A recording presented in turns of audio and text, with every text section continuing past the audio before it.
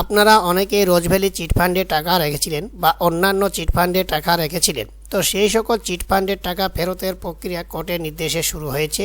ইতিমধ্যে আপনারা অনেকেই চিটফান্ডের টাকা পেয়ে গিয়েছেন।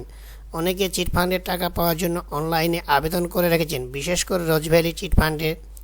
তো এবার আবারও কিন্তু টাকা ছাড়ার সময় প্রক্রিয়া শুরু হয়েছে। কমিটির কাছে টাকা চলে এসেছে, মানে যারা টাকা আপনাদেরকে ছাড়বে রোজভ্যালি সম্পত্তি বিক্রি করে, সেই টাকা কিন্তু তাদের সেই কমিটির কাছে চলে এসেছে।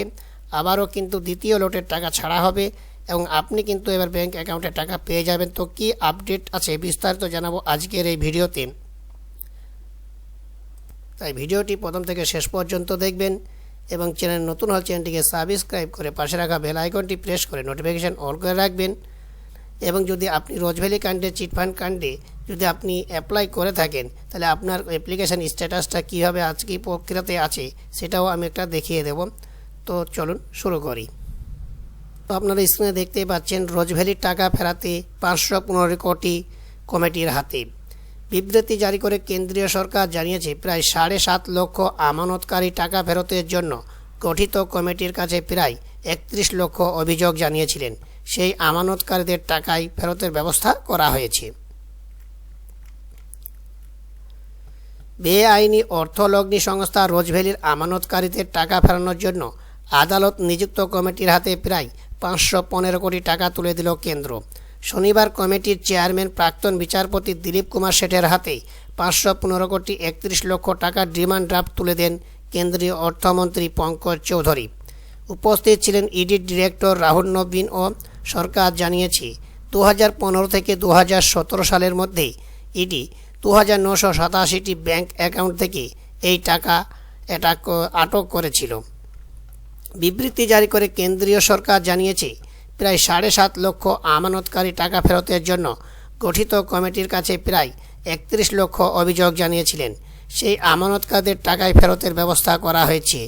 এর আগে ইডি এই কমিটির হাতে 22 কোটি টাকা তুলে দিয়েছিল। তা দিয়ে প্রায় 32,000 আমানতকারীর টাকা ফেরতের ব্যবস্থা করা হয়েছিল। সরকার আরও জানিয়েছে এই টাকা ছাড়া ও সংস্থার আরও স্থাবর এবং অস্থাবর সম্পত্তি ইডি আটক করেছিল। সেই সম্পত্তির বর্তমান বাজার মূল্য 2000 কোটি টাকারও বেশি। তাও বিক্রি করে আমানতকারীদের টাকা ফেরতের প্রক্রিয়া চলছে।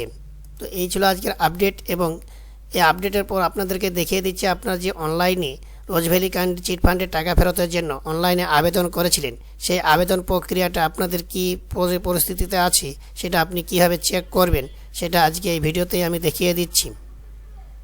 আপনারা আপনাদের মোবাইল বা স্মার্টফোন, মোবাইল বা কম্পিউটার যাই হোক না কেন একটা ব্রাউজার ওপেন করে নেবেন। ব্রাউজার ওপেন করার পর সার্চ বাটনে গিয়ে লিখবেন রোজভ্যালি। রোজভ্যালি লেখার পর আপনি এইভাবে এন্টার করবেন। এন্টার করার পর আপনি এইরকম একটা ইন্টারফেস চলে আসবে। আপনি সর্বপ্রথম দেখতেই পাচ্ছেন রোজভ্যালি এসএস ডিসপোজাল কমিটি। এইখানে আপনি ক্লিক করবেন।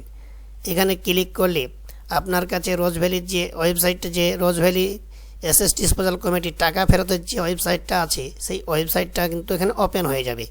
এখানে ওপেন হয়ে যাওয়ার পর আপনি ওপরের দিকে দেখতে পাচ্ছেন ইনভেস্টর। এই ইনভেস্টরে আপনি ক্লিক করবেন। ইনভেস্টরে ক্লিক করার পর আপনার কাছে এরকম একটা পেজ খুলে যাবে। এখানে জানতে চাওয়া হচ্ছে এন্টার সার্টিফিকেট নাম্বার। আপনি যে আবেদন করেছিলেন, যে আপনার সার্টিফিকেট ছিল, সেই সার্টিফিকেটের নাম্বারটা এখানে এন্টার করে দিবেন। এন্টার করার পর এখানে যে ক্যাপচা কোডটা দেখতে পাচ্ছেন, এই ক্যাপচা কোডটা আপনি এখানে এন্টার করে দিবেন। এন্টার করার পর আপনি সার্চ বাটনে গিয়ে এখানে একটা সার্চ বাটন আসবে। এখানে লেখার পর সার্চ বাটন আসবে, সার্চ বাটনে ক্লিক করবেন। সার্চ বাটনে ক্লিক করলে আপনার কাছে এরকম একটা পেজ খুলে যাবে। পেজ একটা খুলে যাবে। এখানে আপনি আপনার সার্টিফিকেট নাম্বারটা দেখতে পাবেন। এখানে আপনি যার নামে আবেদন করেছিলেন তার নামটা এখানে শো হয়ে যাবে এবং আপনার সার্টিফিকেট নাম্বারটা এখানেও দেখতে পাবেন।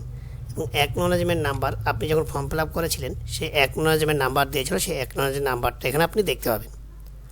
তারপর আপনি দেখতে পাবেন ইনভেস্ট অ্যামাউন্ট, আপনি কত টাকার জন্য আবেদন করেছিলেন সেই অ্যামাউন্টটা এখানে আপনি দেখতে পাবেন।